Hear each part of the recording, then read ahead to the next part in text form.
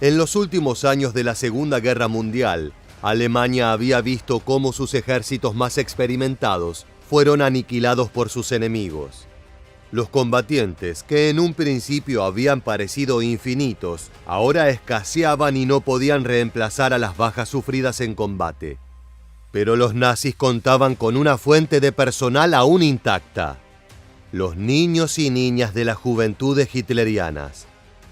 Entrenados desde pequeños para seguir con fanatismo ciego la ideología de su partido, estos jóvenes habían sido programados para sacrificar sus vidas en defensa de su país. Y eso fue lo que hicieron. Ya sea en el frente de batalla o tras las líneas enemigas, morían de a miles, luchando una guerra que ya era imposible ganar. El futuro de Alemania se hacía pedazos ante los impasibles ojos de los jerarcas nazis. Hoy en este nuevo episodio de Historia Militar, te contaremos todo sobre la muerte de las juventudes hitlerianas durante la Segunda Guerra Mundial.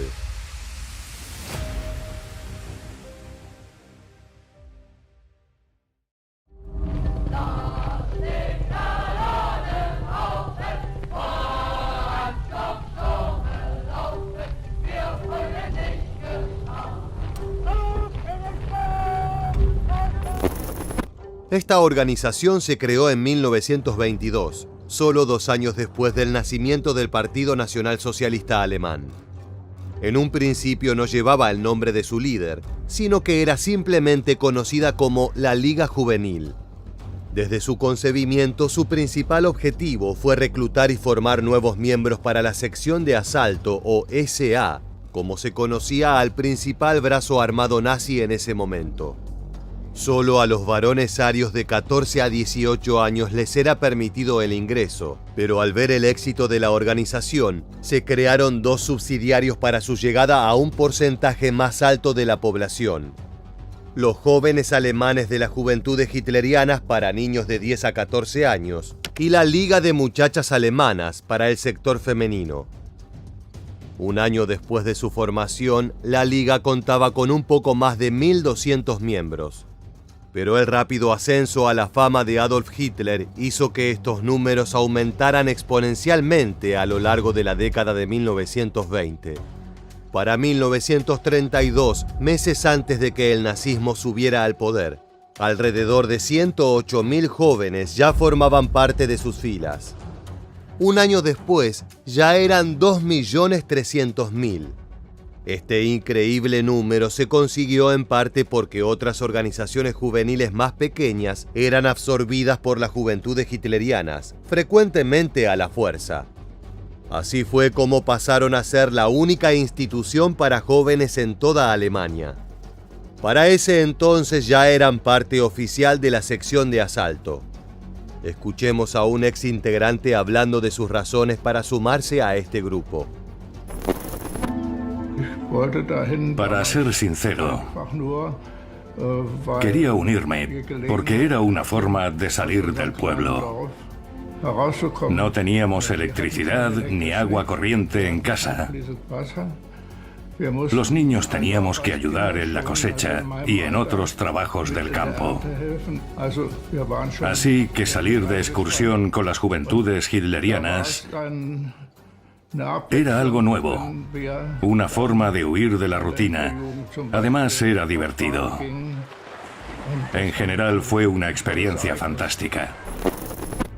Pero incluso para estos tiempos, aún varios años antes de cualquier conflicto armado entre naciones, comenzaban a ocurrir sucesos que anticipaban el destino de muchos de estos jóvenes. Uno de ellos ocurrió el 24 de enero de 1932.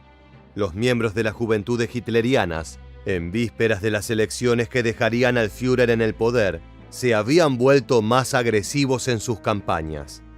Esto, sumado a su intolerante ideología, hizo que enfrentamientos con otros grupos políticos, como los partidos comunistas alemanes, sean cada vez más frecuentes y encarnecidos. Durante esta fecha, mientras los jóvenes nazis estaban repartiendo folletos, fueron confrontados por sus opositores. La lucha que se dio provocó la muerte a puñaladas de Herbert Norkus, de tan solo 15 años de edad.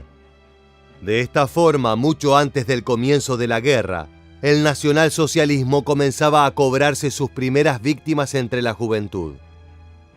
La muerte de Norkus, en lugar de servir como una oportunidad de reflexión, fue utilizada por la propaganda del partido. El adolescente fue convertido en un mártir y en un modelo a seguir. Se hicieron películas y novelas de lectura obligatoria para las juventudes hitlerianas, y numerosas escuelas, calles y plazas fueron bautizadas con su nombre. Y por supuesto se usó para alimentar el fuego del odio hacia los salvajes comunistas y otras minorías que amenazaban con la supervivencia aria. Por supuesto que no todos los niños y niñas germanos estaban de acuerdo con la ideología nazi, pero aún así muchos terminaban uniéndose a sus filas. Los no afiliados eran acosados constantemente por los miembros del grupo en todos los sectores de la sociedad. Eran burlados por sus compañeros de clase y torturados por sus profesores. Incluso podían quedarse sin diploma al finalizar sus estudios, lo que los dejaba sin universidad.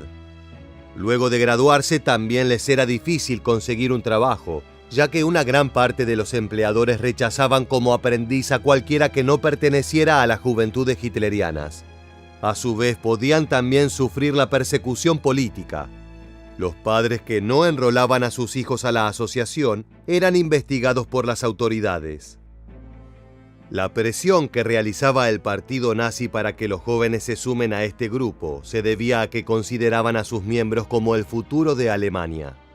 Por esto era que buscaban moldear sus mentes según su retorcida ideología desde pequeños. Eran forzados a adoptar el racismo y la superioridad aria como modelo a seguir, y a considerar al judío, al eslavo y al asiático, entre otros, como subhumanos. También eran inculcados el rechazo a la religión y a la autoridad de la Iglesia. Incluso se llegaban a desmantelar reuniones de estos grupos, a espiar en clases de estudios bíblicos y a interferir con las asistencias a las misas. Mi lucha, el libro escrito por Hitler, era leído semanalmente junto con otros textos del partido. Por encima de todo había una idea que debía quedarles grabada. La supervivencia del Reich era mucho más importante que sus propias vidas. Se debía defender hasta la muerte. Las actividades deportivas dentro de las juventudes hitlerianas también tuvieron un rol muy importante. Aunque los jerarcas nazis no lo veían como una forma de mantenerse saludable, sino que era una manera de empezar a entrenar a los adolescentes para la guerra. Se le dio un fin utilitario, y la idea de hacer deporte solo de manera recreativa fue tratada con desprecio. Cualquiera que no era hábil en estas prácticas era maltratado, como se cuenta en este crudo relato. No solo los despreciaban, también sufrían abusos y humillaciones. Algunos líderes de las juventudes hitlerianas los maltrataban. Los dejaban de lado. A veces les daban palizas. Los pegaban. Eso era horrible. Fue un período muy malo. Los que éramos más atléticos podíamos hacer ciertas cosas sin esfuerzo. Los que no eran tan hábiles pagaban por ello su torpeza. La ejercitación física pasó a ser más importante que los estudios académicos, que fueron desplazados a segundo plano. Y en los últimos años de la década de 1930, mientras el Führer consolidaba los detalles de lo que sería su invasión a Europa, se agregaron actividades militares al itinerario de los jóvenes. Prácticas de tiro, tácticas y estrategias de combate, movimientos de asalto, todo eso y más fue enseñado hasta el cansancio. De a poco consiguieron que la mayoría de estos niños y niñas se convirtieran en fanáticos acérrimos del nacionalsocialismo, dispuestos a dar su vida por una Alemania aria. Desgraciadamente, muy pronto tendrían ocasión de poner esto a prueba. La Segunda Guerra Mundial comenzó el 1 de septiembre de 1939. No pasó mucho tiempo para que estos cachorros nazis fueran incorporados al esfuerzo bélico germano, aunque en un principio no se vieron involucrados activamente en los combates. Sus tareas consistían en ayudar con labores logísticas, como personal de los servicios postales o de los ferrocarriles. También se los utilizaba para auxiliar a los heridos por los bombardeos aliados, despejando escombros o trabajando en brigadas de bomberos. Pero cuando las visitas de los aviones ingleses comenzaron a ser más frecuentes, a los mayores que no superaban los 18 años, se les instruyó en el uso de armas antiaéreas para la protección de las ciudades. Aún así, todavía lejos del frente de batalla, estos jóvenes seguían cayendo. Und da sind also ein paar Jabos erschienen und haben diese Lokomotive und diese Güterwaggons also in Fetzen geschossen.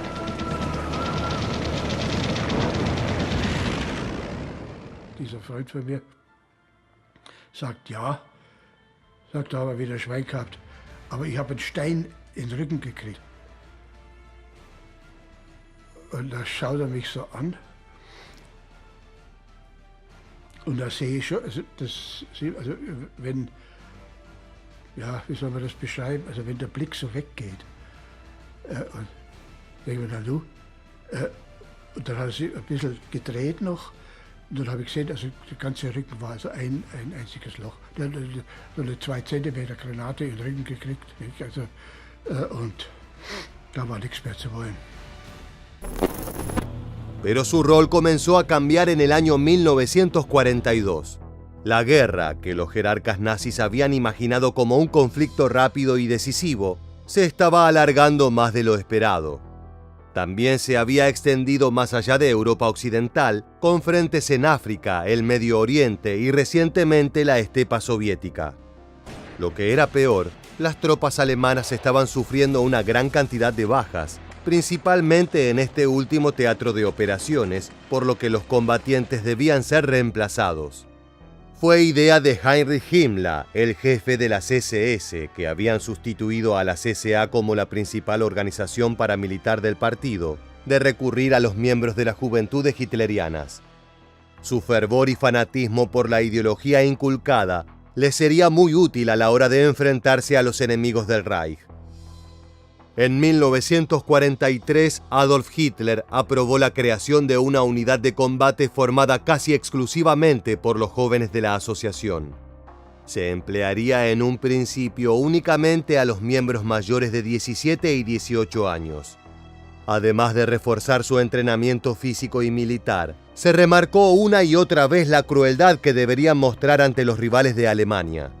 No había lugar para la piedad. Para 1944, la 12ª División Panzer de las SS Hitlerjugend estaba lista para entrar en acción.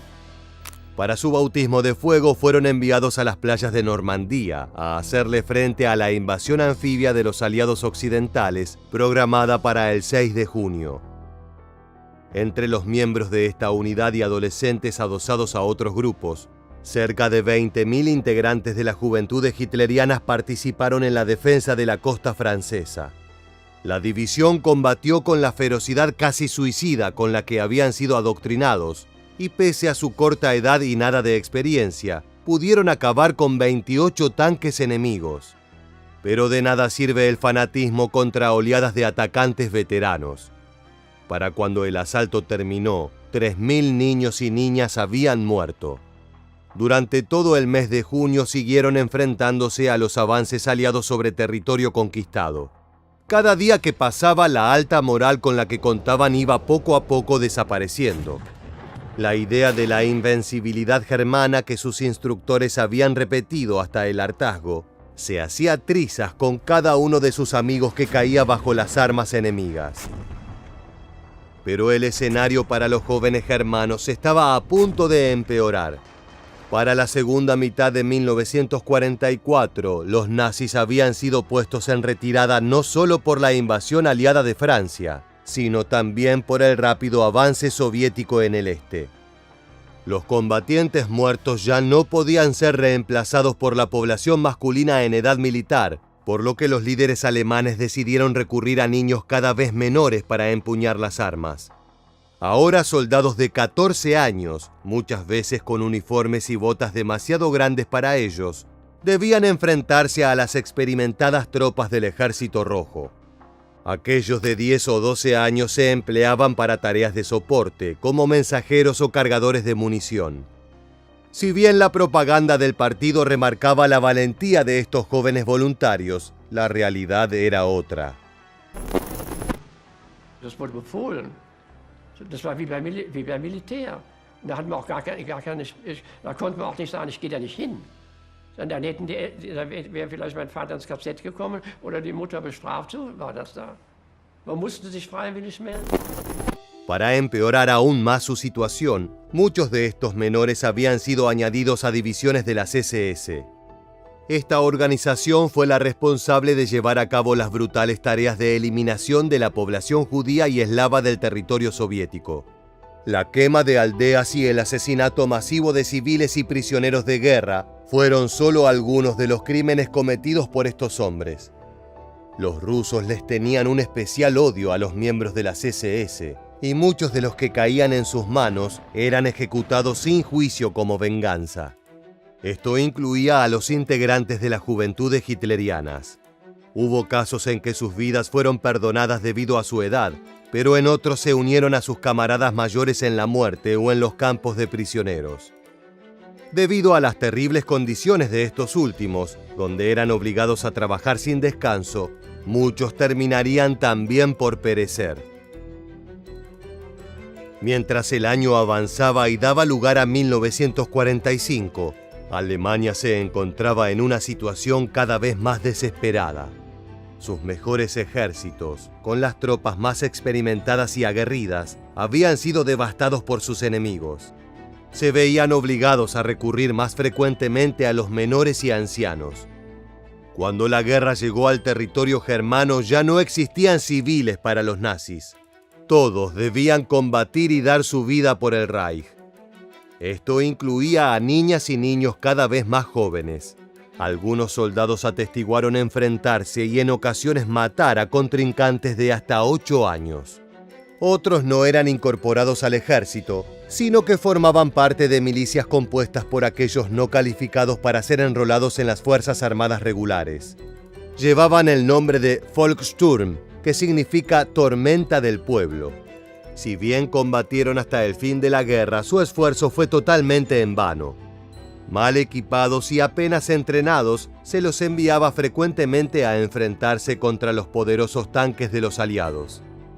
A veces ni siquiera tenían la fuerza necesaria para manejar el lanzagranadas que se les daba.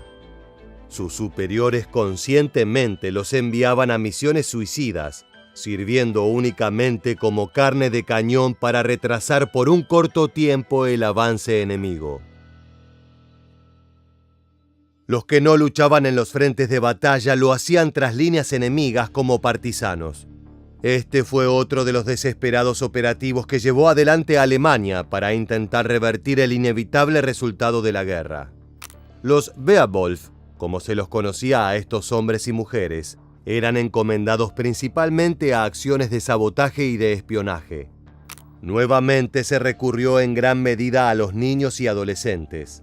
Pero otra vez la pésima organización de los líderes germanos resultó en que el efecto de estas misiones terminase siendo insignificante. Muchos de los miembros de estos grupos guerrilleros fueron capturados, mayormente por los aliados occidentales. Los que no eran abatidos en combate fueron en ocasiones fusilados por espías. El caso más conocido es el de Heinz Petri y Josef Schöner, jóvenes de 16 y 17 años respectivamente, quienes fueron descubiertos espiando a soldados estadounidenses. Su corta edad no fue excusa para los norteamericanos, quienes tras un breve juicio condenaron a muerte a ambos. A pesar de la atención de los medios por el caso y por la polémica del veredicto, los dos adolescentes fueron fusilados poco después de terminada la guerra. Podemos ver cómo los intentos de los nazis de recurrir a los hijos e hijas de Alemania, al futuro del Reich, solo llevaba a sus muertes. Para nada cambió el resultado final del conflicto. Para abril de 1945, los soviéticos se encontraban tocando las puertas de Berlín. Hitler había ordenado que se debía combatir hasta la última gota de sangre. La rendición no estaba dentro de las opciones. Esto no solo se aplicaba a los soldados, sino también a los ciudadanos. Los niños y adolescentes que habían conseguido evitar ser enviados al frente ahora debían empuñar las armas y luchar contra el Ejército Rojo. A esto se les sumaban los miembros de las juventudes hitlerianas que combatían junto a las SS. En ambos casos se emplearon frecuentemente como brigadas antitanque, escondiéndose entre los escombros de la capital germana hasta que los acorazados pasaban cerca. Muchos de estos jóvenes seguían siendo víctimas del adoctrinamiento ejercido por el partido, por lo que compartían la ilusoria visión del Führer de que la victoria era aún posible. Esto los llevaba a combatir con más ferocidad y arrojo que varios soldados veteranos, que ya comprendían que habían sido derrotados. Por más que se encontraran rodeados por el enemigo, luchaban hasta la muerte. Los rusos se horrorizaban cuando, luego de encarnizados enfrentamientos, veían que los cadáveres en la posición que tanto les había costado tomar frecuentemente no superaban los 16 años. Da waren Jungen, die waren so fanatisch, die waren fanatischer als die Alten. Die wären für den Hitler gestorben, die wären durch Fenster gesprungen. Also bei denen muss man vorsichtig sein, vorsichtiger als bei Erwachsenen. Die waren in einem Wahn, die waren dem Ganzen, also sagen wir mal Hitler, hörig. Die waren hörig, schlicht und einfach. Und die hätten alles getan. En los últimos días de abril, el general Helmut Weidling, encargado de la defensa de Berlín, ordenó la disolución de las unidades de combate de las juventudes hitlerianas. Quería evitar el derramamiento de sangre innecesario, pero en el caos que caracterizaba a la ciudad en esos tiempos, el mandato nunca se implementó. Hasta la rendición incondicional de las fuerzas alemanas el 8 de mayo de 1945, los niños siguieron muriendo. Según algunas fuentes, de los integrantes de la organización juvenil que participaron de la batalla de Berlín, solo 2 sobrevivieron. Finalizada la guerra en Europa, la asociación fue desbandada y sus símbolos prohibidos. Si bien se tenían pruebas de que varios de sus miembros habían participado y cometido crímenes de guerra, gracias a su edad no fueron juzgados. Algunos de sus líderes fueron condenados a prisión, pero sus penas fueron leves comparadas a las de otros jerarcas del Reich. Como parte del proceso de desnazificación, fue obligatorio que estos jóvenes se informaran de las atrocidades realizadas durante los 6 años de conflicto. Muchos de ellos nunca pudieron superar el adoctrinamiento y formaron parte de las asociaciones clandestinas que buscaban revivir las ideas de Hitler. Pero otros, a lo largo de los años, tomaron conciencia de que sus acciones ayudaron al sostenimiento de un régimen asesino. No solo se exterminó a los considerados inferiores por los nazis, sino que su fanática ideología llevó a la muerte de cientos de miles de niños y niñas alemanas.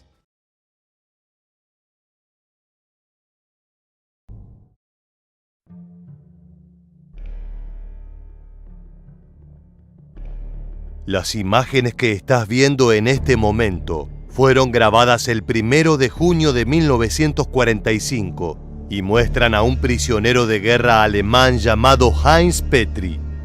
A su alrededor hay soldados estadounidenses escoltándolo hacia su muerte. Dentro de poco será fusilado por orden del ejército norteamericano bajo el cargo de espionaje. Podemos ver cómo un sacerdote se acerca a Heinz para confesarlo por última vez. El muchacho intercambia algunas palabras con él y luego sigue andando, sereno, hacia su destino final. Lo que está a punto de suceder es uno de los eventos más controversiales de la Segunda Guerra Mundial, ya que se trata de un joven de apenas 16 años. Hoy en este nuevo episodio de Historia Militar te contaremos todo acerca de los adolescentes alemanes fusilados por Estados Unidos. Heinz Petri nació el 31 de diciembre de 1928 en la localidad de Euskirchen, en el este de Alemania. Es poco lo que se conoce de su vida personal, aunque se sabe que sus padres administraban una guardería infantil y que eran considerados ciudadanos leales al régimen nazi. El muchacho creció en una nación completamente subordinada a los designios de Hitler y desde pequeño se le inculcó la importancia de obedecer al Führer. Nunca conoció otra cosa que no fueran los ideales de odio, racismo y antisemitismo del movimiento nacionalsocialista. Durante la primaria, Heinz Petri era un buen estudiante y destacaba en las actividades deportivas. Por esta razón fue elegido por las autoridades germanas para ingresar a una de las tantas escuelas Adolf Hitler. Estas instituciones educativas habían sido creadas en 1937 y funcionaban como internados a donde iban los niños alemanes de mejores calificaciones. Eran supervisadas por las juventudes hitlerianas y su misión era formar a la futura élite del Tercer Reich. Para ser admitidos, primero se investigaban los antecedentes raciales del candidato, así como su estado de salud y el nivel de compromiso de su familia con el nazismo. Heinz cumplía con todos y cada uno de los requisitos para entrar, de manera que rápidamente se convirtió en uno de los estudiantes más destacados de la escuela del castillo de Drachenburg. Así es como se ve este sitio en la actualidad.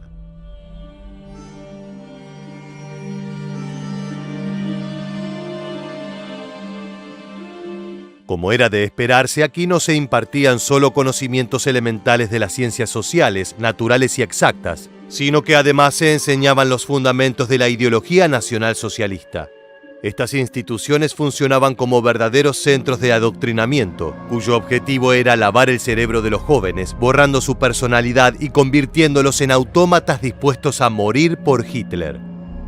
Heinz estuvo allí hasta principios de 1945, cuando tenía 16 años recién cumplidos, el momento en que su vida estaba a punto de dar un giro de 180 grados.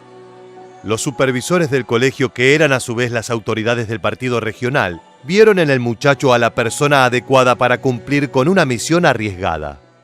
Le propusieron ingresar en la Werwolf, una organización secreta nazi fundada por Heinrich Himmler, el líder de las SS.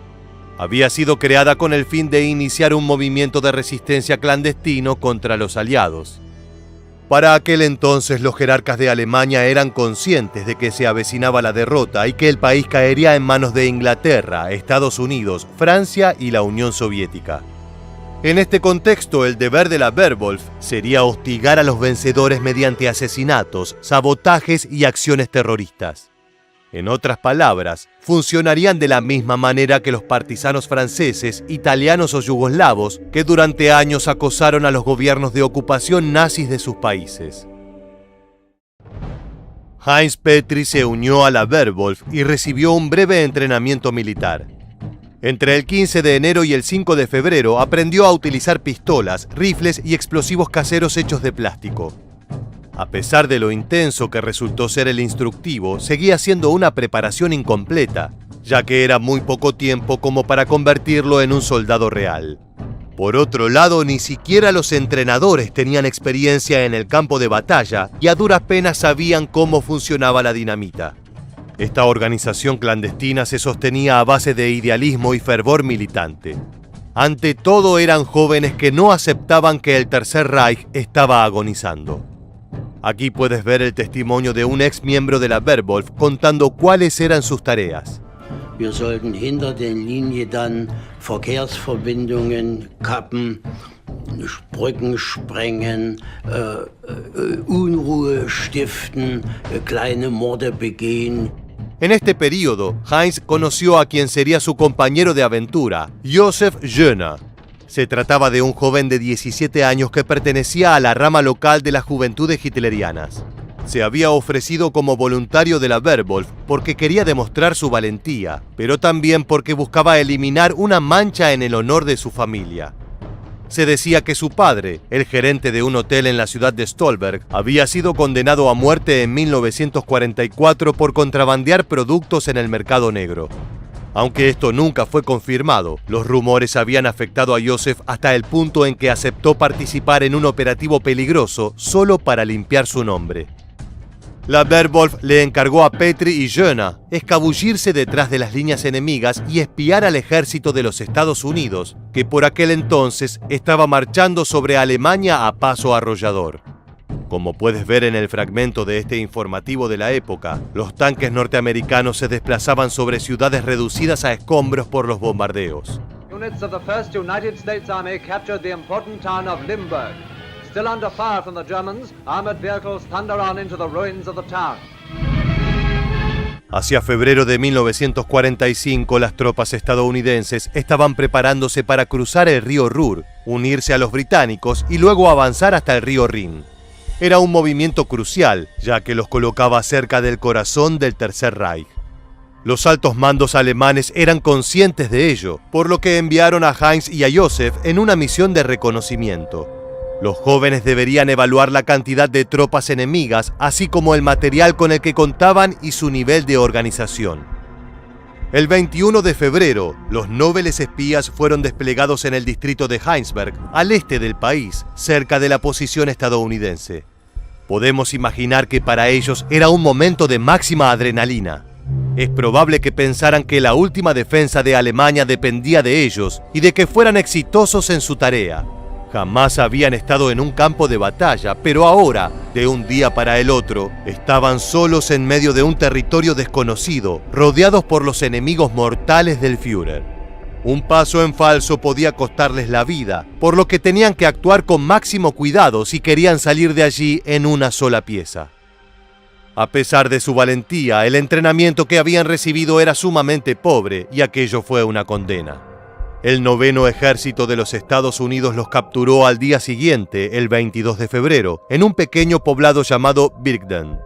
Fueron hallados en un foso cavado en la tierra, ocultándose mientras reportaban a sus superiores las actividades de los norteamericanos. Hay un importante detalle a tener en cuenta, y es que los espías estaban vestidos como civiles. Si Heinz y Joseph hubieran estado con su uniforme de soldados, hubieran sido tratados como combatientes normales y enviados a una prisión hasta el final del conflicto bélico. Sin embargo, operar entre las líneas de otro ejército sin el atuendo oficial de un militar era considerado un crimen de guerra. Los norteamericanos trataron a Petri y Jöna con la máxima dureza. Fueron sometidos a un duro interrogatorio en el que los obligaron a confesar que efectivamente estaban realizando tareas de espionaje para la Werwolf. A continuación fueron encerrados en una cárcel en la ciudad de Aquisgrán, mientras terminaba de definirse su situación. El 29 de marzo, un tribunal de guerra conformado por oficiales estadounidenses se reunió para analizar el caso y terminó por sentenciar a muerte a ambos jóvenes. La medida fue aprobada por una mayoría de 2/3 y justificó la condena de la siguiente manera: Petri y Jöna deben pagar la pena más alta por su crimen para que el pueblo alemán sepa que estamos decididos a eliminar el veneno del militarismo germano y la ideología nazi de la faz de la tierra. Los muchachos intentaron escapar de la muerte apelando al tribunal e implorando clemencia a los generales norteamericanos. Sin embargo, fue el propio comandante en jefe del 9º Ejército de Estados Unidos, el general William Hood Simpson, quien rechazó el pedido. En realidad, el verdadero motivo de la ejecución estaba relacionado con la Werwolf. Los enemigos del fascismo todavía no conocían cuántos eran sus miembros ni cuál era su potencia de fuego. Días antes de que se diera a conocer la sentencia de los adolescentes, la organización clandestina de Himmler había asesinado a un alcalde nombrado en su cargo por los aliados. Era un atentado importante, ya que mostraba que la Werwolf no estaba dispuesta a someterse a los invasores y que lucharía con todas sus fuerzas para impedir que el nacionalsocialismo muriera. En este contexto se decidió fusilar a Hans y a Joseph para enviar un mensaje a todos aquellos que aún apoyaran a Hitler. Su significado era claro: los tiempos habían cambiado, el Tercer Reich estaba a punto de desaparecer y quienes se resistieran a ello regarían el suelo con su sangre, como estaban a punto de hacer estos dos jóvenes. Este tipo de medidas disuasorias se consideraron fundamentales para que nadie intentara oponerse a los aliados. La ejecución, sin embargo, se demoró un par de meses, mientras Alemania terminaba de ser acorralada y puesta de rodillas. El día de la sentencia se fijó para el 1 de junio de 1945 en la ciudad alemana de Brunswick, semanas después de la rendición alemana. Unas horas antes, Heinz Petri escribió una carta de despedida dirigida a sus padres y a su hermano. La imagen que estás viendo en este momento muestra a Oscar, el hermano de Heinz, quien durante décadas ha conservado la hoja donde el espía garabateó sus últimas palabras. Como puedes ver, es un papel frágil y amarillento, pero la tinta no se ha borrado y las letras aún pueden leerse con claridad. Leamos un fragmento de ella. Todavía teníamos esperanzas de ser indultados, pero el 30 de mayo, luego de esperar durante 2 meses, nos llevaron repentinamente a Brunswick. Aquí nos dijeron que seremos fusilados a las 10 de la mañana. Una vez un oficial estadounidense me aseguró que para él, nosotros somos gente que dio lo mejor por su patria y que no hizo nada deshonroso. Por eso les pido que no se sientan avergonzados, sino orgullosos de mis actos. Todo lo que hice no fue por un gobierno que nos traicionó, sino por la esperanza de estar sirviendo a mi amado país y a mi pueblo. Por otro lado, Heinz también dedicó algunas palabras para su hermano, que en aquel momento tenía 9 años. Y tú, querido Oscar, tienes que ser un apoyo para nuestros padres. Probablemente seas demasiado joven para entender todo lo que está sucediendo, pero en los años siguientes, cuando releas estas líneas, encontrarás en ella tu legado. Petri y Jöna fueron conducidos hasta una cantera de grava, el lugar donde serían pasados por las armas. No eran los únicos condenados, sino que también había otros 4 espías que esperaban su turno para ser fusilados. Había fotógrafos tomando imágenes y cámaras de televisión grabándolo todo. Los estadounidenses querían que el momento fuera registrado con la mayor cantidad de detalle posible, para luego difundir la filmación y que los alemanes vieran con sus propios ojos qué les aguardaba si se rebelaban o se unían a la Werwolf. Heinz Petri fue el primero en ser ejecutado. Un sacerdote militar le dio la extrema unción y escuchó su última voluntad, aunque como la filmación es muda no podemos saber con certeza qué fue lo que dijo el joven. Luego fue llevado hasta uno de los 2 postes donde serían maniatados los condenados y le vendaron los ojos. En ese momento ingresó el pelotón de fusilamiento que se ubicó en línea enfrente del muchacho, aguardando la señal de fuego.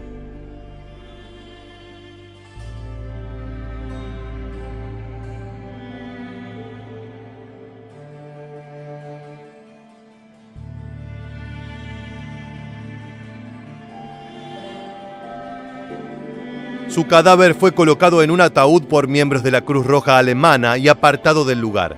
Ahora era el momento de Josef Jöna, que fue atado al segundo poste, pero a diferencia de su compañero, enfrentó a la muerte con la cara descubierta.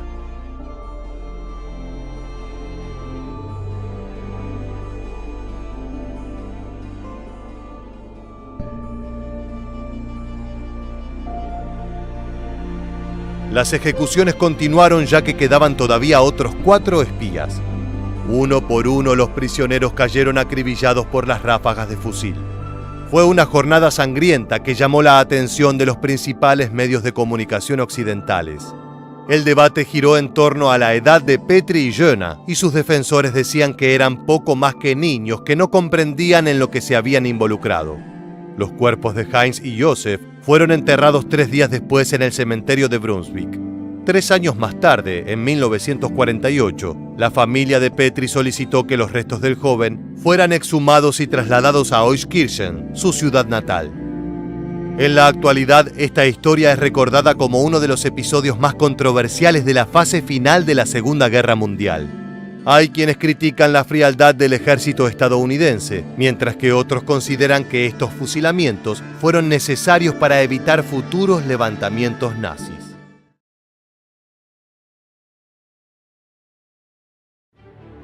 Aunque parezca difícil de creer, las conocidas como Juventudes Hitlerianas existieron y fueron de las agrupaciones más cruentas y racistas del nazismo, con el ingrediente agridulce de que sus integrantes eran extremadamente jóvenes.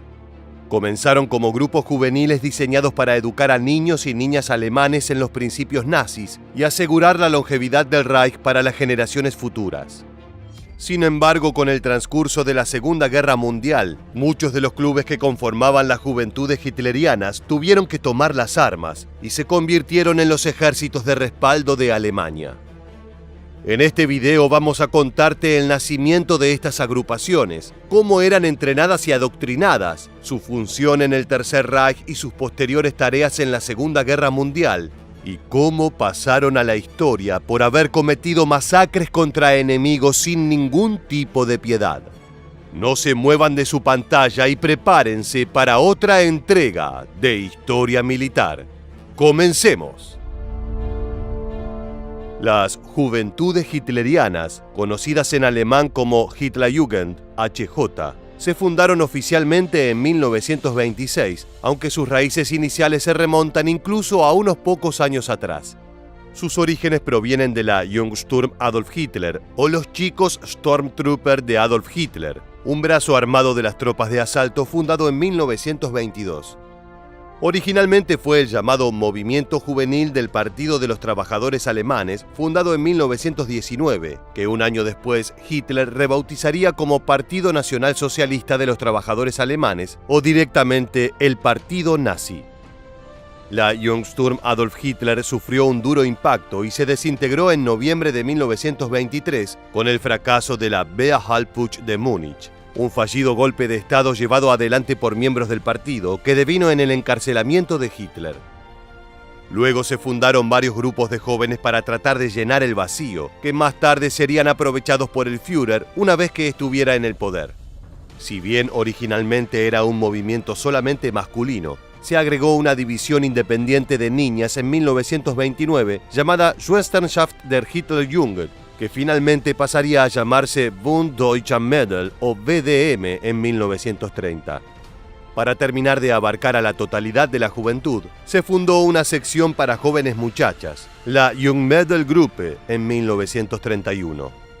Con todo este andamiaje de organizaciones juveniles, el régimen nazi adoctrinaba, controlaba y preparaba a estos pequeños alemanes, no solamente para cumplir las tareas que el Estado germano les exigía, sino también para defender con fanatismo y convicción extrema al futuro gobierno de Hitler. Para 1931, uno de los principales objetivos era unificar todas las diferentes organizaciones juveniles bajo un mismo organismo. El régimen avanzaba sobre todas las franjas etarias de la sociedad y tras la toma del poder, los restantes grupos de jóvenes de derecha terminaron fusionándose con las JH. A partir del 1 de diciembre de 1936, debido al Jugenddienstpflicht, un régimen obligatorio bajo el que se regían las JH, todos los demás grupos juveniles fueron prohibidos y su membresía se fusionó automáticamente con las Juventudes Hitlerianas. Para completar la tarea de adoctrinamiento, la afiliación a esta organización pasó a ser obligatoria para los jóvenes mayores de 17 años en 1939 y para todos los mayores de 10 años en 1941. Para ese entonces, la membresía de las Juventudes Hitlerianas comprendía a más del 90% de la juventud del país. Esta polémica organización se dividía en dos categorías, una para miembros de 10 a 14 años y otra para miembros de 14 a 18 años. La estructura organizativa se basó en un modelo militar con escuadras, pelotones y compañías. El Führer y sus colaboradores sabían que de hacerlo de esta manera estarían entrenando a los niños para entrar en combate de ser necesario. Hitler creía firmemente en la necesidad de adoctrinar tempranamente la ideología nazi y el poder de los jóvenes para asegurar la vitalidad continua del Reich de los 1000 años. Las juventudes hitlerianas se basaron en el antiintelectualismo de Hitler, centrándose en el entrenamiento militar como preparación para terminar convertido completamente en soldado a los 18 años. Por su parte, las jóvenes alemanas fueron adoctrinadas con los valores de la obediencia, el deber, el sacrificio, la disciplina y el autocontrol físico. Vestían un uniforme estilo colegiala con faldas y blusas junto con botas de montaña estilo militar. El objetivo de las niñas en el BDM era prepararlas para ser damas según la mirada alemana. Debían ser mujeres enteramente preparadas para la maternidad y criar niños que serían educados en los principios del nacionalsocialismo. Tanto las chicas como los chicos fueron fuertemente adoctrinados con el característico orgullo racial nazi y se les ordenaba que evitaran cualquier contacto con los judíos, a quienes hacían ver como una raza inferior. Las actividades para los niños incluían vigorosos juegos y entrenamiento de gimnasia y destreza, preparándolos físicamente para ser guerreros. También jugaban complejos y retorcidos juegos de guerra en los que los menores formaban pelotones, vistiendo brazaletes rojos o azules, en los que se suponía que debían cazar al enemigo y arrancarse dichos brazaletes. Esto a veces resultaba en violentas riñas a golpes y peleas masivas entre pelotones. Los niños más pequeños y débiles eran generalmente golpeados mientras los líderes del pelotón se mantenían al margen o incluso animaban la lucha. Muchos niños fueron severamente lastimados, lesionados y traumados durante estos ejercicios de campo que tenían como objetivo endurecerlos para la vida que supuestamente les esperaba. Con el estallido de la Segunda Guerra Mundial, toda Alemania estaba en alerta y los jerarcas nazis iban a utilizar todos los recursos disponibles para defenderla, entre ellos a su entrenada y fanática juventud. Las chicas de la VDM jugaron un papel importante en el aspecto ideológico y propagandístico durante el conflicto bélico. La división femenina de las juventudes hitlerianas era mucho más ideológica que la masculina, dado que sus actividades estaban más relacionadas a los valores doctrinarios que al entrenamiento físico. A veces alejadas de sus familias, las niñas se refugiaban en las ideas y se convertían en guías y guardianas ideológicas del nazismo. Por su lado, los jóvenes iban a tener una participación más activa y protagonista en alguno de los enfrentamientos icónicos de la Segunda Guerra, como lo fue el desembarco de Normandía. A medida que avanzaba la guerra, la división masculina de las juventudes hitlerianas asumió el mismo trabajo que los hombres reclutados en las Fuerzas Armadas. Entre otras tareas tenían el manejo de las defensas antiaéreas y, por encima de todo, proveyó muchos soldados, especialmente para las Waffen-SS, en particular para la 12ª División SS Panzer bajo el mando del coronel Kurt Meyer. Con el correr de los meses y mientras que Alemania era gradualmente arrinconada, los miembros de las HJ fueron llevados al ejército a edades cada vez más bajas, a tal punto que durante la batalla de Berlín en 1945, gran parte de las defensas alemanas estaba conformada por meros niños.